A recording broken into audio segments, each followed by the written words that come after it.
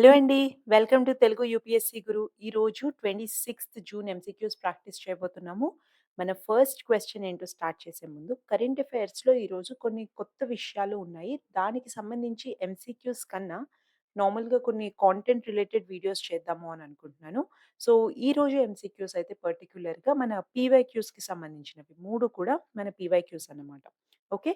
So, ఈ MCQs current affairs related PYQs ఉన్నాయి ఇందులో 2. సో, దీని ద్వారా మీకేంటంటే చదువుతున్నారు కదా! రోజు న్యూస్ పేపర్ చదువుతూ ఉంటారు కదా! ఎలా చదవాలి?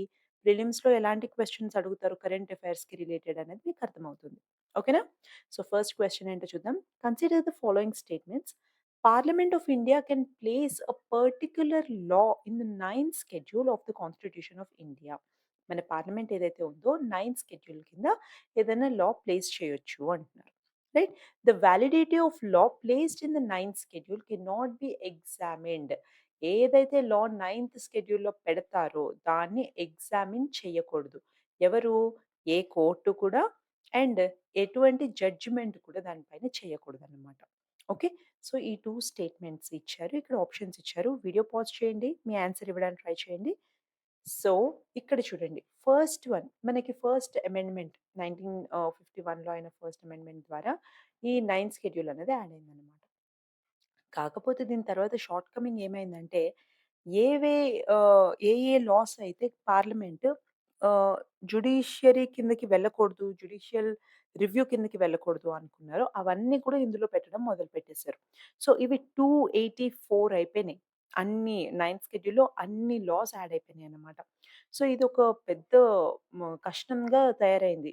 ఏవేవైతే జ్యుడిషియల్ రివ్యూ కిందకి వెళ్ళకూడదు అనుకుంటున్నారో, అవన్నీ 9th షెడ్యూల్‌లో వేసేయడం వల్ల అప్పుడు సుప్రీం కోర్ట్ ఒక జడ్జ్‌మెంట్ ఇచ్చింది.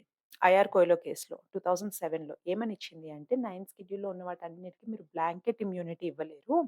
బ్లాంకెట్ ఇమ్యూనిటీ అంటే వాటిని మేము చూడకుండా మీరు ప్రొటెక్షన్ ఇస్తున్నట్టనమాట. అందులో ఉన్నవి మేమేమి మార్చలేం కాబట్టి. అంటే జ్యుడిషియరీ ఏమి చేంజెస్ చేయలేదు కాబట్టి, దాన్ని చూడలేదు కాబట్టి, రైట్ అవి ఎగ్జామిన్ చేయలేదు కాబట్టి మీరన్నీ పట్టుకెళ్ళి 9th షెడ్యూల్‌లో పెడుతున్నారు. అలాంటి ఇమ్యూనిటీ ఇవ్వడానికి కుదరదు. సో, ఇది మన బేసిక్ ఫీచర్ ఏదైతే ఉందో, రైట్? జ్యుడిషియల్ రివ్యూ మన బేసిక్ ఫీచర్ అనమాట ఇండియన్ కాన్స్టిట్యూషన్‌లో. రైట్? సో, 9th షెడ్యూల్‌లో అన్నీ పెట్టడం దీనికి అగెయిన్స్ట్ బేసిక్ ఫీచర్‌కి అగెయిన్స్ట్ అని చెప్పింది. సో, సెకండ్ స్టేట్మెంట్ తప్పు. First statement correct. Okay. So, A is the answer 1 only. Okay. Next క్వెషన్‌కెళ్దాము. With reference to Pradhan Mantri Kaushal Vikas Yojana consider the following statements. ఇక్కడ ప్రధాన్ మంత్రి కౌశల్ వికాస్ యోజన గురించి ఇచ్చారు. కొన్ని స్టేట్మెంట్స్ ఇచ్చారు. వీటిలో ఏవి కరెక్ట్ అని అడుగుతున్నారు. అట్ ప్రెజెంట్ ఏమన్నా స్కీమ్స్ ఉన్నాయి అనుకోండి. మన గవర్నమెంట్ నుంచి ఉన్న స్కీమ్స్ అన్నీ కూడా ఇంపార్టెంట్. ఏమేమి అడుగుతారో చూడండి. మినిస్ట్రీ అడుగుతారు. ఇది దేని గురించి అని అడుగుతారు. రైట్? ఎవరికి ఏం చేస్తుంది? ఇది ఏం మంచి చేస్తుంది? ఇలాంటివన్నీ అడుగుతారనమాట ఒక స్కీమ్ ఉంది అంటే. ఓకే. సో, ఇలాంటి నాలెడ్జ్ మీకుండడం ఇంపార్టెంట్ స్కీమ్స్‌కి రిలేటెడ్. ఓకే. సో, ఇది మన కరెంట్ అఫైర్స్ క్వెషనే కదా! పీవైక్యూస్ నుంచి తీసుకొచ్చినది. ఫస్ట్ ఆప్షన్ చూడండి. It is a flagship scheme of the ministry of labour and employment.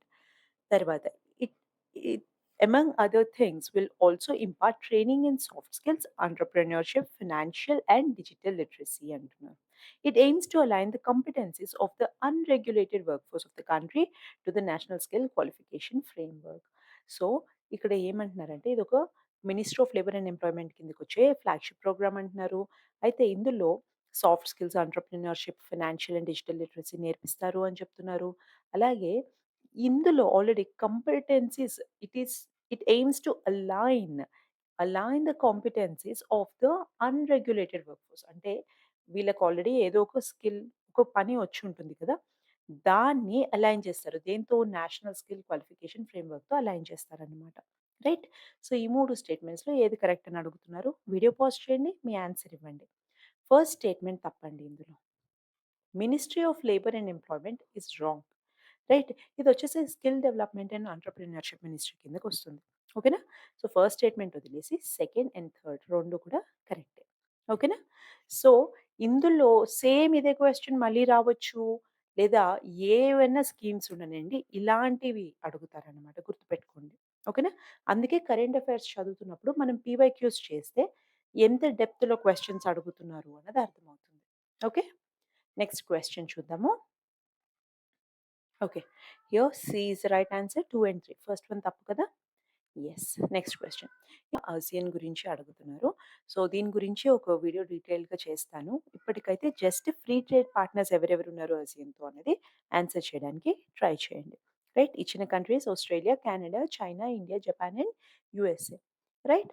So, ASEAN అంటే ఏంటి? Association of south east Asian nations. Right. So, వీట్లలో వేటితో ఓకే. ఇక్కడ ఇచ్చిన కంట్రీస్ ఫ్రీ ట్రేడ్ పార్ట్నర్స్‌గా ఆసియాన్‌తో ఏవేవున్నాయి అని అడుగుతున్నారు. రైట్? ఆన్సర్ వచ్చేసి సి అండి. ఓకే. ఇక్కడ first one, third one and fourth and fifth correct అండి. కెనడా ఇంకా యూఎస్ఏ లిస్ట్‌లోకి రాదన్నమాట. ఓకే. ఆసియన్ గురించి ఇంకొక వీడియో చేస్తాను. సో, అంతేనండి. ఈరోజు 3 క్వెషన్స్ అయిపోయాయి. Thank you so much for your time. All the very best.